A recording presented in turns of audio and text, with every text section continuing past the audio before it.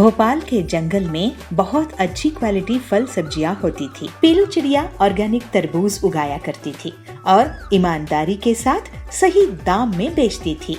उसी गांव में कालू नाम का लालची किसान रहता था। वो पीलू से बहुत जलता था और अपना लालच पूरा करने के लिए कुछ भी कर सकता था। पीलू ग्राहकों को ऐसे बुलाती है, तरबूज ले लो, तरबूज, ऑर्गेनिक तरीके से उगाए हुए तरबूज। उसी जगह पे कालू भी रहता है। अरे पीलू, क्यों शोर कर रही हो? ऑर्गेनिक तरबूज का तरबूज। तरबूज तो तरबूज होता है, चाहे जैसे भी उगाओ। और हाँ, मेरे तरबूज तुम्हारे तरबूज से ज्यादा मीठे हैं। मेरे सामने तुम्हारे तरबूज भिखारियों के खाने के लायक है। नहीं कालू भैया, मैं तो ऐसे ही बिना केमिकल के ईमानदारी से तरबूज उगाती हूँ और बेचती भी हूँ, और मेरे यहाँ के तरबूज ज्यादा स्वादिष्ट है, भले ही आप मुझसे ज्यादा उगाते होंगे। इस तरह से कालू अपने घर में केमिकल इंजेक्शन से तरबूज पकाता था और उन्हें बेचा करता था।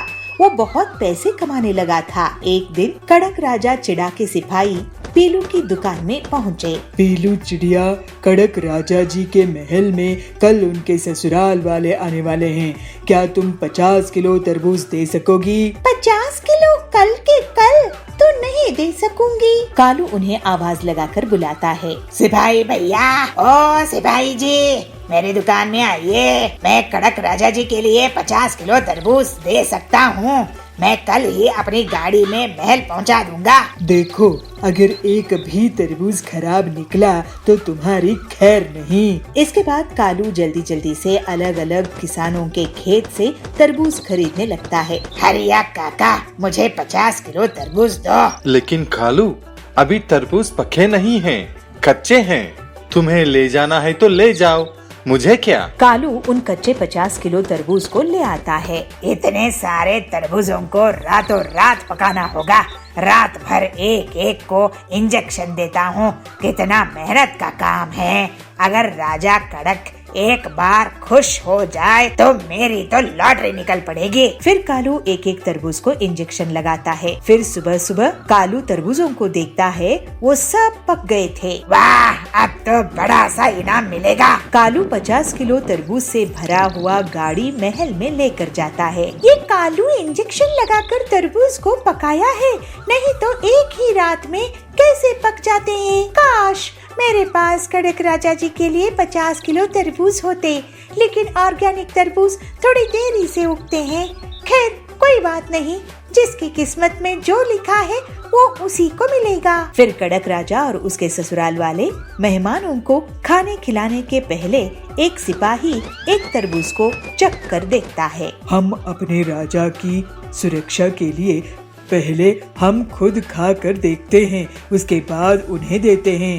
देख लीजिए, आप भी 5 किलो ऑर्डर दे देंगे अपने घर के लिए। तभी उस सिपाही को तरबूज खाने के बाद बहुत जोर से पेट दर्द होता है और वो जमीन पर गिर जाता है। अरे, इस तरबूज में जहर है, इस कालू को पकड़ो, ये हमारे राजा जी को मारना चाहता है। अरे नहीं, ऐसा नहीं है। मैंने बस केमिकल इंजेक्शन से तरबूज पकाए हैं, वो तो मैं रोज करता हूँ। केमिकल इंजेक्शन से तरबूज पकाता है?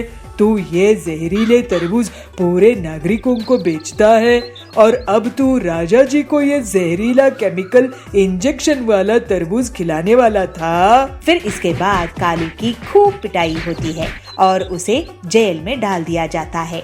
सिपाही पीलू की दुकान पर तुरंत जाते हैं तो पीलू कहती है, हाँ हाँ सिपाही जी, मैं आपको 30 किलो तरबूज अभी दे सकती हूँ, बाकी कल पहुँचा दूंगी। ये ऑर्गेनिक तरबूज है, राजा जी की सेहत के लिए सबसे अच्छे रहेंगे। फिर पीलू के तरबूज कड़क राजा और उसके ससुराल वाले मेहमानों को बहुत पसंद आते हैं और पीलू को राजा इनाम देते हैं। इस तरह से कालू अपने लालच के कारण जेल में पड़ा रहता है और पीलू अपनी ईमानदारी के कारण बहुत बड़ा इनाम पाती है।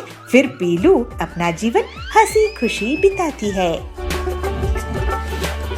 बिहारपुर के जंगल में कड़क सेठ रहता था। उसके पास बहुत बड़ी बड़ी जमीन थी। कड़क का एक बेटा था कालू। कालू दिन भर मोटरसाइकिल चलाता था और यहाँ वहाँ पैसे लुटा रहा था। कड़क सेठ कालू की इन हरकतों से बहुत नाराज हो जाता है और एक दिन उसे अपने पास बुलाता है। कालू, तुझे क्या लगता है ये इतनी बड़ी जमीन जायदाद मैंने ऐसे ही खड़ी कर दी है? इसमें मैंने खून पसीना बहाया है, दिन रात मेहनत करके यहाँ तक पहुँचा हूँ और एक तू है जो सब कुछ बर्बाद करने में तुला हुआ है। दिन भर कोई काम धाम नहीं करता, बस आवारागर्दी करता रहता है। तेरा पढ़ाई में भी मन नहीं लगता है, इतना भरी हुई फीस बेकार गई। तू एक छोटी सी नौकरी के लायक भी नहीं है। लेकिन पिताजी, हमारे पास सब कुछ तो है, मुझे मेहनत करने की क्या जरूरत? हाँ, जब समय आएगा तो मैं सब संभाल लूंगा। किसने कहा कि तुझे ये जमीन जायदाद मिलेगी? तू किसी लायक ही नहीं है।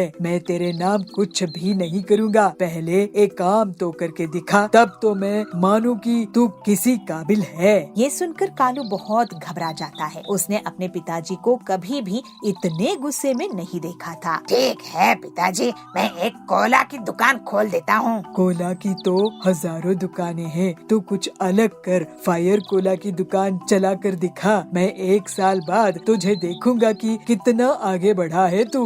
लेकिन पिताजी, मैं तो कभी फायर कोला सुना भी नहीं हूँ, दुकान कैसे चलाऊंगा? काम शुरू करो और सब सीखते जाओ, मेहनत सब सिखा देगी। कालू ये सुनकर और घबरा जाता है, लेकिन अपने पिताजी की बात मान जाता है और अगले दिन से फायर कोला की दुकान खोल लेता है। ये क्या फंस गया मैं? कालू कोला में फायर लगाने की दिन रात प्रैक्टिस करता था और बहुत मुश्किल से 2 दिनों बाद उसे फायर सोडा बनाना आ जाता है। बेटा, ये क्या दुकान खोले हो?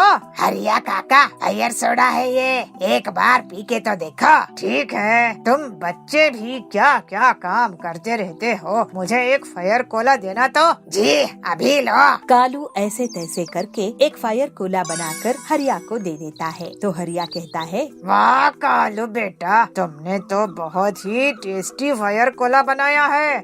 मैं और लोगों के साथ फायर कोला पीने फिर आऊंगा। अरे कहीं ये मुझे पिटवाने के लिए और लोगों को तो नहीं लेकर आने वाला है। ताजी ने मुझे कहाँ फंसा दिए। फायर कोला के काम में सादा कोला भी बेच सकता था ना। मैंने तो जैसे तैसे फायर कोला बनाकर दे दिया था। कालू, जो मुझे तुमने फायर कोला दिए थे ना, वो मेरे इन पोते पोतियों को भी दो।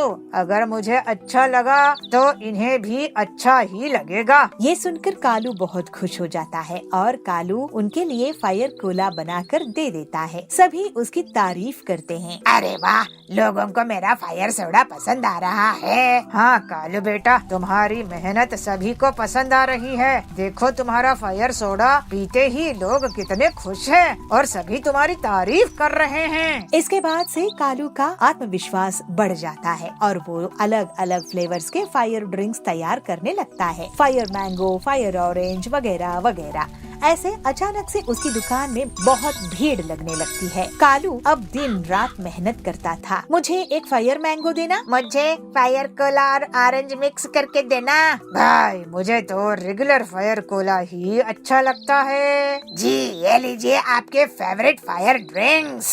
इसके बाद से कालू का आग वाला ड्रिंक पूरे जंगल में फेमस हो जाता है और 1 साल कब बीत गए कालू को पता ही नहीं चलता। 1 साल बाद उसके पिताजी उसके पास आते हैं। क्यों कालू, दुकान कैसी चल रही है बेटा?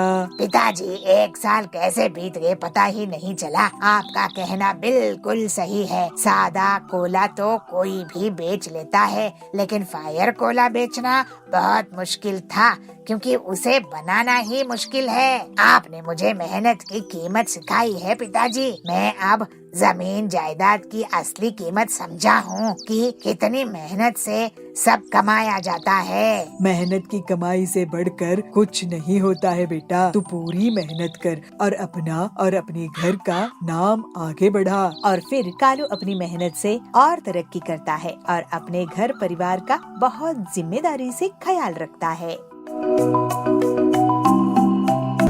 गोंडा नाम की राज्य में सूरजभान नाम का एक राजा राज करता था। उसके एक बहुत ही सुंदर पुत्र था जिसका नाम था स्वर्णपुत्र।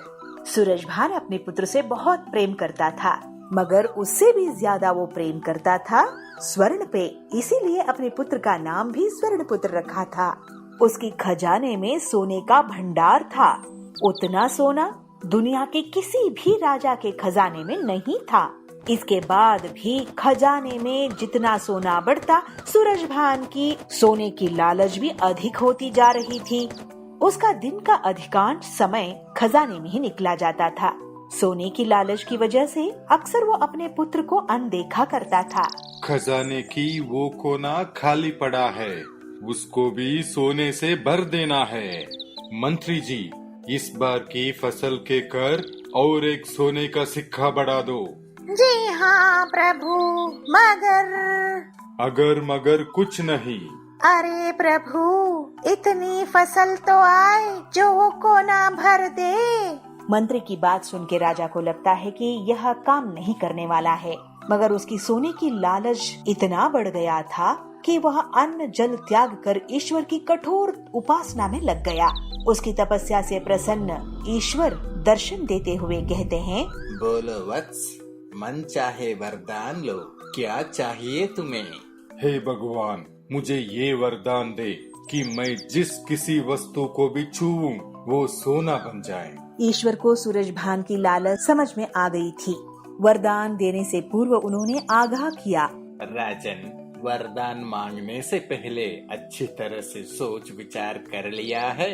तो सूरजभान संपूर्ण श्रद्धा से और विनम्र होके कहते हैं, हे ईश्वर, मैं इस विश्व के सबसे बड़ा धनी राजा बनना चाहता हूँ। हमने संपूर्ण सोच विचार कर लिया है, हमें यही वरदान चाहिए। इसकी लालच की बुद्धि सही होने वाली नहीं है, ये शंकर भगवान को पता चल गया और वो तथास्तु कहते हुए वहाँ से गायब हो गए। राजा सूरजभान यह वरदान पाकर खुशी से पागल हो गया था। दूसरे ही दिन सोकर उठने के उपरांत अपनी शक्ति परखने के लिए उसने अपने पलंग को छूकर देखा। वह पलंग सोने का बन गया। सूरजभान बहुत खुश हुआ। दिन भर वह सुध-बुध खोकर अपनी महल की हर चीज को सोने में परिवर्तित करने में जुट गया। उसे अपनी खान पान तक की चिंता नहीं थी। शाम को सूरजभान थक गया था, उसे जोरों से भूख भी लगी थी। अपने सेवकों को भोजन परोसने के लिए कहता है। जैसे ही सूरजभान भोजन को हाथ लगाता है, वह सोना बन जाता है। अब सोने को तो खा नहीं सकते, तो गुस्से से तिलमिलाते हुए वो उठकर बाहर आ जाता है। ऐसे ही टहलते हुए अपने उद्यान में जा पहुंचता है। वहाँ वह देखता है अपना छोटा बेटा स्वर्णपुत्र वहाँ खेल रहा है। उसकी खेल कूद देखकर राजा की मन में पुत्र वात्सल उमड़ कर आता है। कुछ क्षणों के लिए अपनी भूख भी भूल जाता है। जब स्वर्णपुत्र पिता को वहाँ उद्यान में देखते हैं तो प्रेम से दौड़ के आके गले लग जाते हैं। विधि की विपर्यास ये था कि स्वर्णपुत्र भी स्वर्ण में बदली हो गया। सूर्यभान रो रो कर कहने लगा, हे ईश्वर, मुझे क्षमा कर दीजिए, आप अपना वरदान वापस लीजिए। मेरी मति भ्रष्ट हो गई थी, मेरा लालच तांडव कर रहा था। हमें समझ आ गया है कि हर वस्तु अमूल्य होता है। हमारे लिए सबसे अमूल्य तो हमारा पुत्र स्वर्ण पुत्र है। उन्हें आप कृपया इंसान बना दीजिए। कहते हुए फिर से रोने लगता है। उस पर दया आकर ईश्वर फिर से तथास्तु बोलते हैं और हवा में लीन हो जाते हैं। स्वर्णपुत्र फिर से इंसान बनता हुआ देख सूरजभान बहुत खुश होता है और अपनी गलती की, अपनी लालसा की उसे पश्चाताप भी होता है। तो मंत्री को बुलाकर कहते हैं, मंत्री जी, अपना कोषागार जरूरतमंद और निर्धनों के लिए खुला रख दो। सूरजभान अपने पुत्र को गले लगाकर खुशी के आंसू बहाते हैं। उनका लोभ खत्म हो गया था और संतुष्टि की जीवन की ओर यात्रा शुरू कर देते हैं।